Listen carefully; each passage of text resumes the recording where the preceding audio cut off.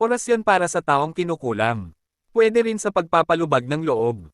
At pwede rin pababain ang mataas na lagnat ng isang tao. Ito'y hango sa aklat sekreto ng 3M at 9 Llaves. Pangungusap ng Infinito Deus. Sa impyerno na nangamatay ang apoy. Paunawa, sambitin at ihihip ang orasyong ito.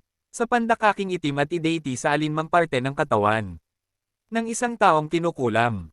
At sigurado na ang taong kumukulam ay mangingisay at sukong-suko sa iyo. Nagagamit pa rin po ang orasyong ito sa papapalubag ng kalooban ng isang tao. At nagagamit pa rin ang orasyong ito sa pagpapababa ng mataad na lagnat ng isang tao.